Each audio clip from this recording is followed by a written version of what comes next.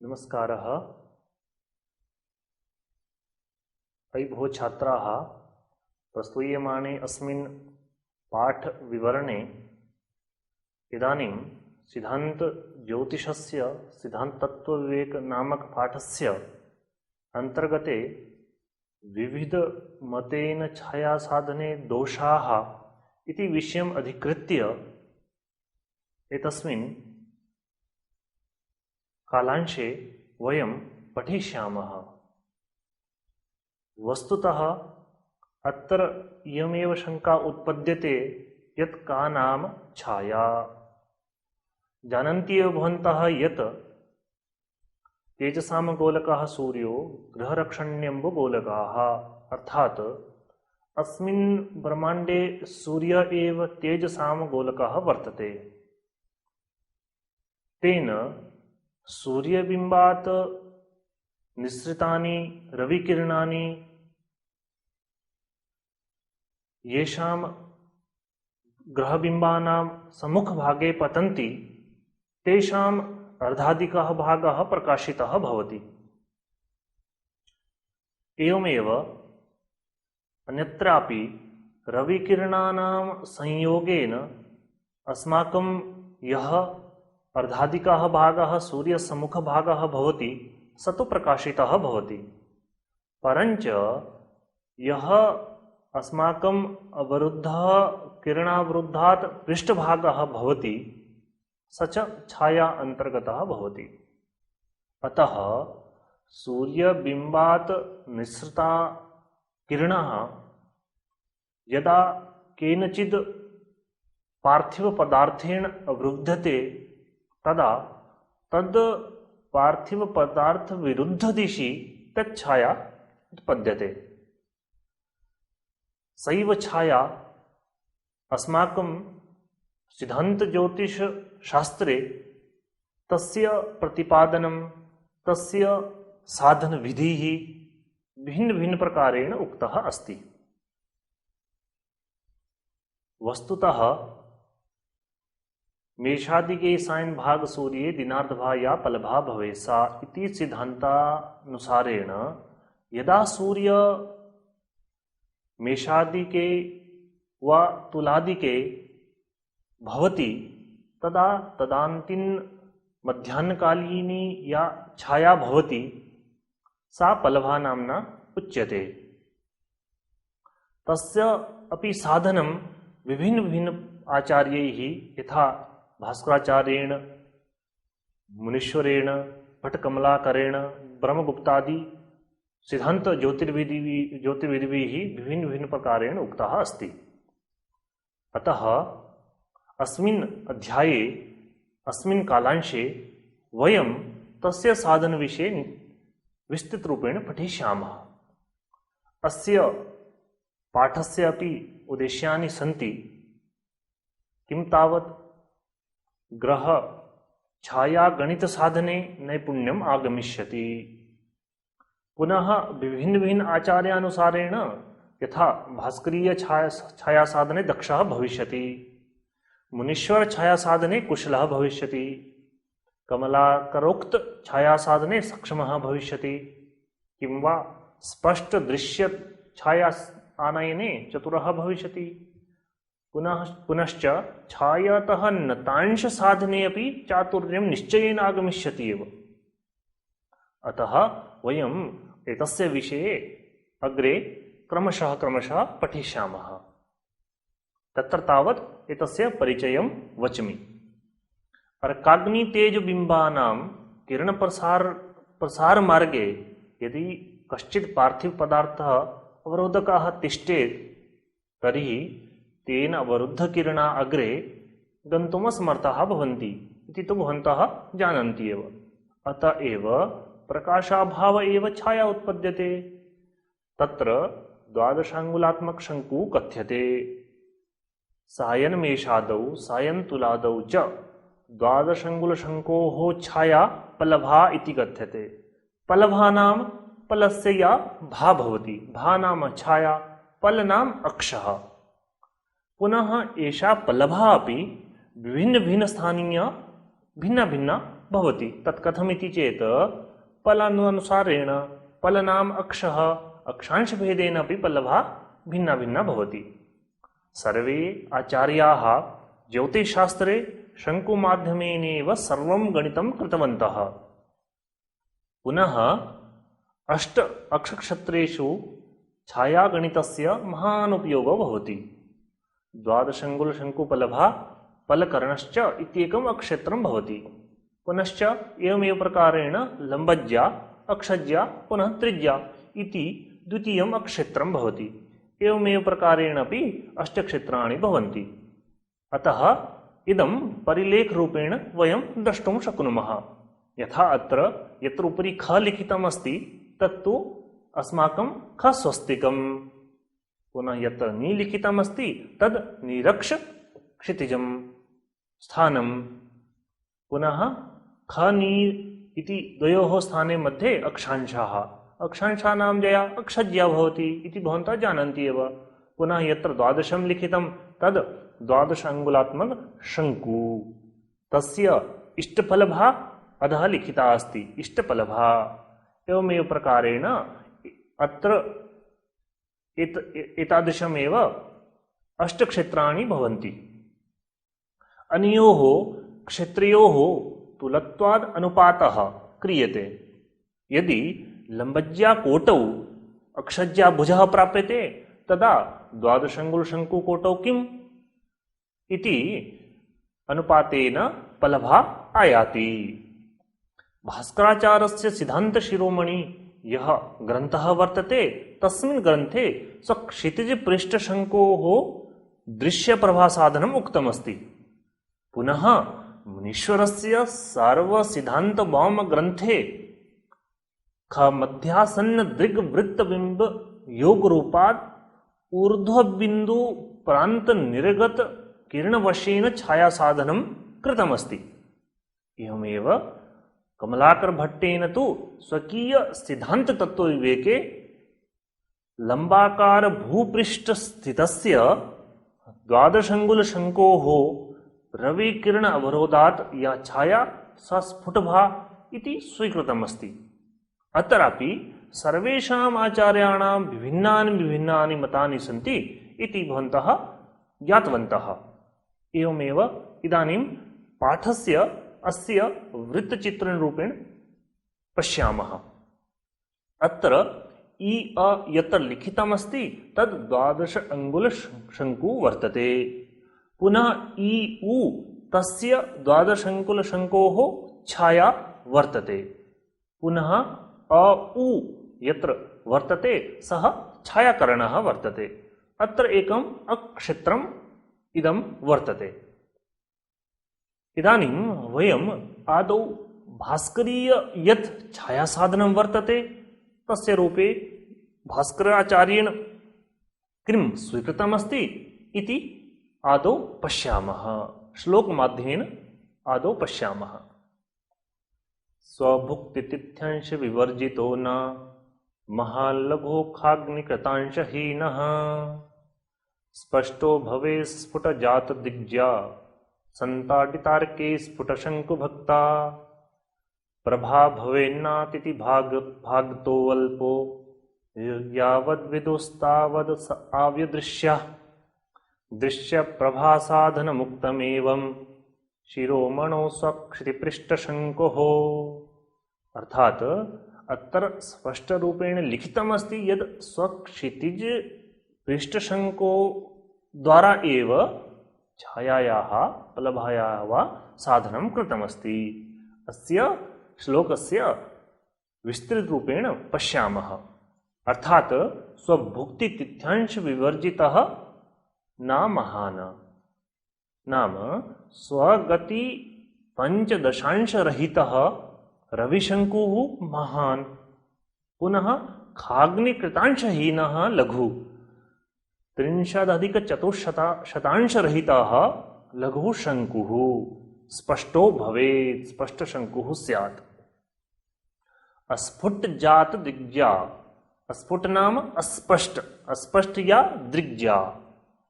संताडितार्कैः द्वादशभिः गुणिता स्फुट शंकु भक्ता स्पष्ट शंकुना विभाजिता तदा प्रभा भवेत् प्रभा नाम छाया भवेत् नातिथि भागतो अल्पः शंकु पंचदशांशद अल्पः यावद् विदुः तावत् साव्य दृश्यः तावत् चंद्रः तावत् चंद्रः अदृश्यः स्यात् इति अर्थः।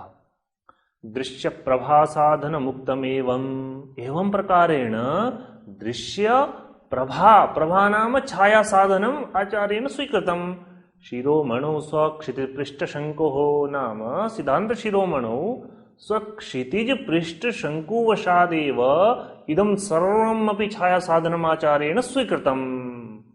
अतः स्वगति पंचदशांश रहितः रवि गर्भीय शंकुः तदा महान् पृष्ठ शंकुः भवति। रवि गर्भीय शंकुः स्वगतिर्त्रिंशद् अधिक चतुश्शतांश रहितः पृष्ठ शंकुः लघुः भवति। अस्पष्ट दिग्ज्या 12 गुणिता कार्या तथा स्पष्ट शंकुना भक्ता छाया भवेत्। यदि शंकुमानं तिथि भागात् अल्पं स्यात् तदा चंद्रः अदृश्यो भवति। एवमेव प्रकारेण भास्कराचार्येण स्वसिद्धांत शिरोमणौ स्वक्षितिज पृष्ठ शंकुवशादेव छाया साधनं छाया विचारश्च प्रतिपादितः अस्ति। अत्र परिलेख माध्यमेन इदं सुस्पष्टं जायते। अत्र भू नाम भूमेः गर्भीय भागः पुनः प्री नाम यत्र प्री लिखितम् अस्ति तत्र पृथिव्याः पृष्ठभागः। एवमेव उपरि यदि पश्यामः तदा अत्र पप्री तत् समानान्तरं पृष्ठक्षितिजं वर्तते। पुनः उपरि ख स्वस्तिकं वर्तते। अधः यत्र ग्रह लिखितम् अस्ति तत्र ग्रहबिम्बम्। पुनः ग्रल यद् वर्तते तद् गर्भशंकुः। अतः भूल समं भवति पप्री पुनः पप्री अपि समं भवति वन तद् गर्भदिग्जा इति वर्तते। अत्र भूमेः उपरि यत्र प्री लिखितं तत्तु पृष्ठस्थानं। कस्य पृष्ठस्थानं? यत्र वयं निवासं कुर्मः। पुनः अत्र प्रीन समं भवति ऊरमितं। पुनः ऊरापि पवसमं भवति यच्च 12 अंशात्मकं शंकुः वर्तते। तदा अत्र त्रिभुज्योः सजात्यात् अनुपातः क्रियते। अत्र त्रिभुजम् अस्माभिः ग्र प प्री पुनः र उ प्री इति स्वीक्रियते।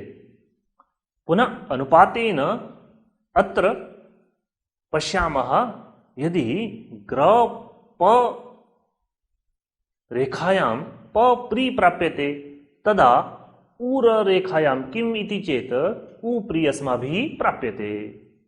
अतस्य एव उपस्थापनं पुनः कुर्मः चेत् गर्भशंकु कूदलेन ऋणीकृत्वा उपरि गर्भदिग्जा 12 गुणिता छाया उत्पद्यते।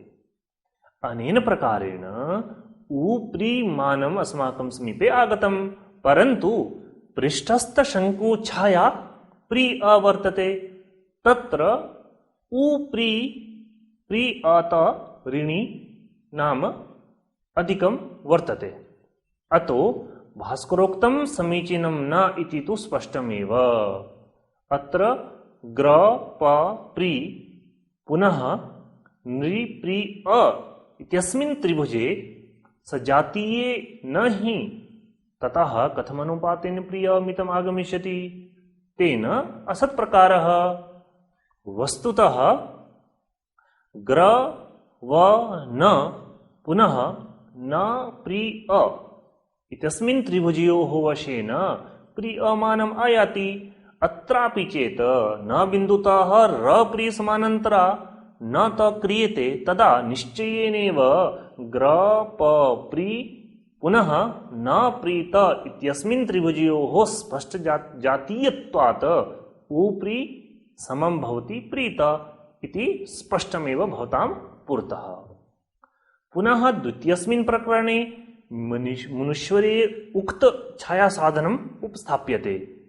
पूर्वम् अस्माभिः यद् भास्कराचार्येण उक्तं तत् पठितम्। इदानीं मुनीश्वर सिद्धान्त ज्योतिषे किं स्वीकरोति इति अस्माभिः तावत् दृश्यते आदौ मूलश्लोकरूपेण। कुकर्भशङ्कुदिग्जयोर्धनुल्लवो क्रमेण यौ स्वबिम्बखण्डलिप्तका युतो नितो जयकेतयोः निर्दिग्जयो ततो दिग्जयका सूर्यनिघ्ने धराच्छन्नसूत्रो न शङ्क्वाख्यभक्ता प्रभा दर्शनीया ततो भाश्रुतिः स्यात् कुपृष्ठे स्वबिम्बोर्ध्वनेमि प्रजाता। अर्थात कुगर्भशङ्कु दिग्जयोर्ध्वधनुल्लवौ क्रमेण यौ नाम कुगर्भशङ्कु दिग्जययोः चापयोः उन्नतांश नतांशौ स्वबिम्बखण्डलिप्तका युतो नितौ नाम स्वबिम्बकला युक्त रहितौ कार्यौ तयोः जे नाम उन्नतांश नतांशयोः जे दृग्दिग्जे शङ्कुदिग्जे पुनः ततो दिग्जयका सूर्यनिघ्नि तस्मादेव नतांशस्य ज्या 12 गुणिता भवति। धराच्छन्नसूत्रो न शङ्क्वाख्य भक्ता व्यासदलो न शङ्क्वाख्य विभाजिता प्रभा दर्शनीया छाया भवति ततो भाश्रुतिः स्यात्। तस्मादेव भाश्रुतिः भा नाम छाया श्रुतिः नाम कर्णः नाम छायाकर्णः भवति।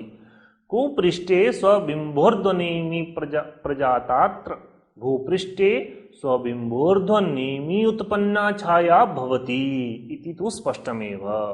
अतः आचार्येण अत्र ख मध्यासन्न दृग्वृत्तबिम्बयोर ऊर्ध्वप्रान्ताद् बिन्दु प्रदेशस्य उन्नतांश नतांशौ बिंब व्यासार्ध कलाभिः क्रमेण युक्तरहितौ कार्यौ ततः शङ्कुदिग्जे साधनीये। अनन्तरं दिग्ज्या 12 गुणिता व्यासदलेन ऊन शङ्क्वाख्य विभाजिता तदा छाया भवति। अतः भूपृष्ठे स्वबिम्बोर्ध्वनेमि प्रजाता छाया भवति। छाया एव छायाकरणः साधनीयः। अत्र परिलेख माध्यमेन तावत् पश्यामः। कथमिति चेत् अत्र कु यत्र लिखितमस्ति तद् भूमेः गर्भीयभागः, पुनः उपरि यत् लिखितं प्रि तत्तु पृष्ठीयभागः। यत्र ग्र लिखितमस्ति तद् क लिखितमस्ति तद् बिम्बकेन्द्रं, पुनः तस्य बिम्बस्य य ऊर्ध्वभागः तत्तु उ बिन्दुना प्रदर्शितः। अत्र अस्मिन् परिलेखे अप्रि इति 12 अंगुलात्मक शङ्कुः। अत्र ईक गर्भ शङ्कुचापं वर्तते। अत्रापि क उ बिम्बार्धेन युतं सत् इ उ ऊर्ध्वबिम्बोनतांशाः एवं क ख गर्भनतांशाः। ते क उ बिम्बोर्धेन नीता जाता उ बिम्बोर्ध्वनतांशाः वर्तन्ते। तस्य ज्या दिग्ज्या भवति नाम ऊध। ततः उ ल प्रि पुनः अप्रीत। अस्मिन् त्रिभुजे सजातीये मत्वा त्रिकोणमित्या अत्र अनुपातः क्रियते। कथमिति चेत् यदि अस्माभिः उ ल रेखायाम् उ प्रि प्राप्यते ल प्रि प्राप्यते तदा अप्रि तस्मिन् किं तदा निश्चयेन छाया प्राप्यते। एतस्यैव पुनः छाया एव छायाकरणः साध्यते। अत्र त्रिभुजे अप्रीत इत्यस्मिन् त्रिभुजे अप्रीवर्गं कृत्वा पुनः प्रीतवर्गं कृत्वा योजनेन एतस्य मूलं यद् भवति तद् अत आयाति। अत एव छायाकरणः।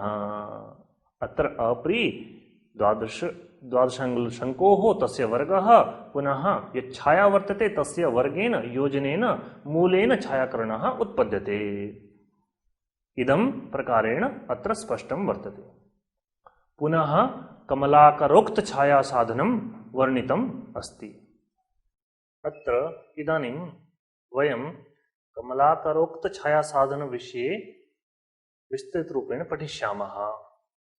अत्र कमलाकरेण श्लोकमाध्येन पूर्वं प्रतिपादितं किमिति रविरश्म्य विरोधतोऽत्र लम्बाकृति सिद्धिक्षितिपृष्ठगारकशङ्कुः स्फुटभा भवति प्रणामस्याः कथयामि प्रथमानुसारमत्र त्रिप्रश्नरीत्या प्रथमं प्रसाध्ये दृगमण्डलस्थारकजशङ्कदिग्जे कोच्छन्नसूत्रेण निजेन हीन सगर्भशङ्कुर्निजपृष्ठभुजात् रवेस्तु पृष्ठाख्य नरो अथ शङ्कु दिग्जे तु ते भानयनाय युग्ये रविघ्नदिग्जा अर्कविहीन पृष्ठ नरेण भक्ता अर्क नरप्रभा स्यात् दृश्याकुपृष्ठीय नृणां तदर्क वर्गैक्यमूलं किल भाश्रुतिः स्यात् इत्थं कृतं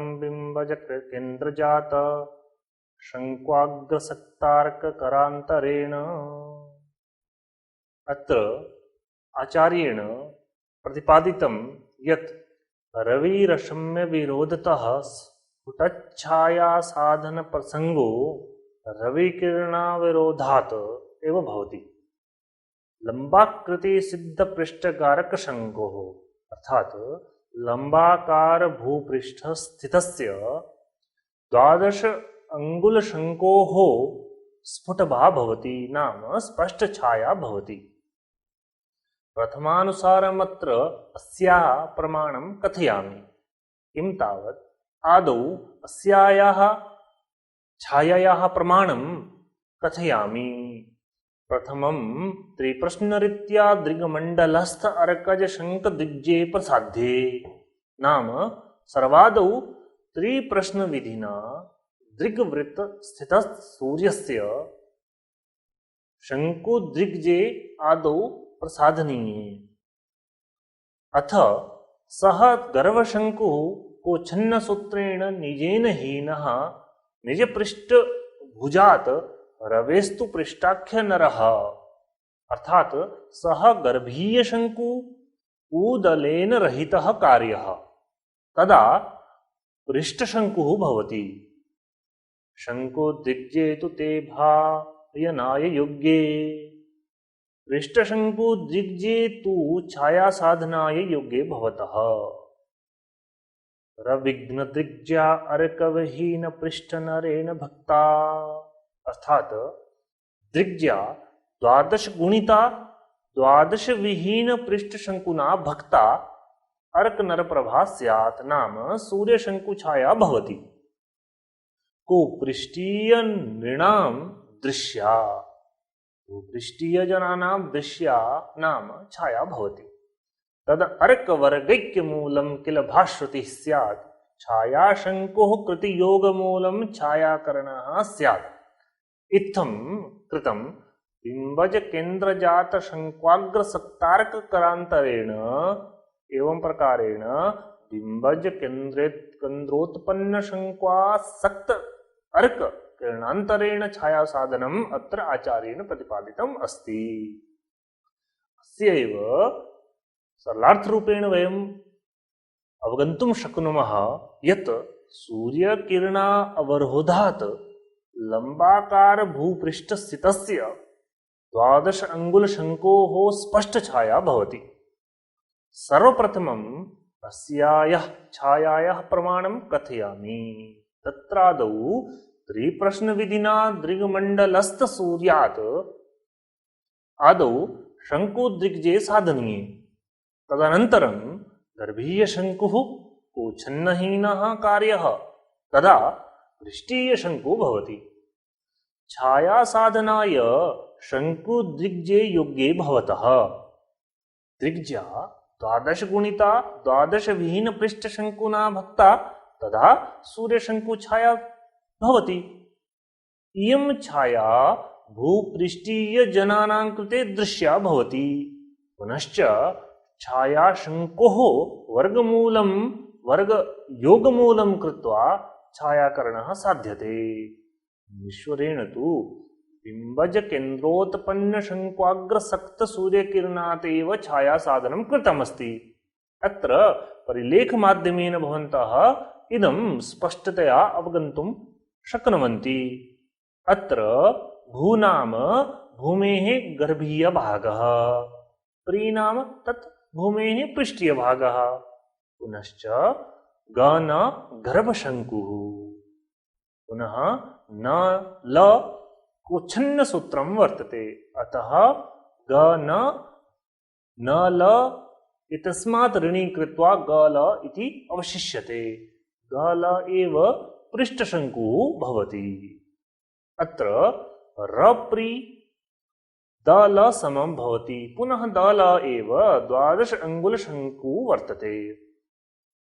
अतः द ल इतस्माद् द ल विशोधनेन पृष्ठशङ्कुः विशोधनेन 12 अङ्गुलशङ्कोः शोधनेन गद अस्माकं समीपे आयाति। अत्र पुनः ग द र प्रीत इति त्रिभुजयोः सजात्यात् अनुपातः क्रियते। तत्र ग द रेखायां यदि द र प्राप्यते तर्हि र प्री इत्यस्मिन् किं तर्हि प्रीत आयाति। प्रीत एव दृश्यभा भवति। एतस्य एव स्वरूपोत्थापनं यदि अस्माभिः क्रियते तर्हि पृष्ठशङ्कु 12 ऋणी कृत्वा त्रिज्या 12 गुणिता तदा दृश्यछाया भवति। ततः 12 अङ्गुलशङ्को वर्गं कृत्वा तस्मिन् छायावर्गैक्यं कृत्वा तस्य मूलं छायाकरणः सिद्ध्यति। इदं क्षेत्रप्रदर्शनेन पुनः स्पष्टं भवति। अतः विस्तृतरूपेण अत्र भूमेः गर्भविभागः, प्रीनाम तस्य पृष्ठभागः, ग्र ल गर्भशङ्कुः वर्तते। पुनः यत्र सुलिखितम् अस्ति तत्र सूर्यस्य स्थानम् अस्ति। प्रीसु पृष्ठशङ्कुः वर्तते। पुनः ऊल अत्र भूव्यासार्धम्, प्रीछ अत्र छाया, पुनः सुछ तस्य छायाकरणः, ग्रसु दिक्सूत्रम्, पुनश्च लभू समं भवति कुप्री पर्यन्तं, पुनः कुप्री एव स श सु समं भवति, पुनः श सु दिग्ज्या एव भवति, सा दिग्ज्या एव नतांशज्या भवति। अतः इदं सर्वमपि विभिन्न आचार्याणां मतेन भवन्तः छायासाधने कथं वैविध्यं वर्तते इदं भवन्तः इदानीं पर्यन्तं श्रुतवन्तः, दृष्टवन्तश्च। पुनः एतस्य पाठस्य सारांशरूपेण वक्तुं शक्यते यत् गोलीयजात्यत्रिभुजे यदैकः कोणो अक्षांशसमः तत् त्रिभुजम् अक्षक्षेत्रं कथ्यते। अक्षक्षेत्रे एकः कोणः अक्षांशसमं भवति, अपरश्च लवांशतुल्यः। पुनः तृतीयः कोणस्त्रिभुजस्य सजात्यात् 90अंशतुल्यो भवति। सायन्मेषादौ सायन्तुलादौ वा सूर्ये दिनार्धकाले 12 अङ्गुलशङ्कोः या छाया सायुपल्लभा भवति। अतः सर्वैः आचार्यैः शङ्कोः वशेनैव छायासाधनं कृतमस्ति। भास्कराचार्यस्तु सिद्धान्तशिरोमणि नामके ग्रन्थे कुपृष्ठाद् अर्क संगत अनेन विधिना छाया साधनं कृतवान् अस्ति। तत्र त्रिभुजयोः विजातीय क्षेत्रानुपादात् गर्भशंकु साधनं यत् कृतं तत् असत् वर्तते। मुनीश्वरस्तु सिद्धांत सार्वभौम ग्रंथे बिंबोर्ध्व भागात् गर्भ कुजावधि सूत्रम त्रिज्यातुल्यं मत्वा छाया साधनं कृतवान् अस्ति। तदपि समीचीनं नास्ति, यतोहि पुनः कमलाकर भट्टस्तु लंबाकार भूपृष्ठस्थितस्य 12 अंगुल शंकोः रविकिरणावरोधात् या छाया सा स्पष्ट छाया भवति। कमलाकरेण तु बिंबज केंद्र जात शंक्वाग्र सक्त सूर्य किरणांतरेण छाया साधनं कृतमस्ति। एवं प्रकारेण अत्र भवन्तः विभिन्न विभिन्न आचार्याणां मतं पठितवन्तः यत् तैः कथं प्रकारेण छाया साधनं कृतमस्ति। अतः इति मन्ये भवन्तः इदानीं सर्वेपि छिन्न संशयाः जाताः सन्ति इति उक्त्वा विरमामि। जयतु संस्कृतं, जयतु भारतम्।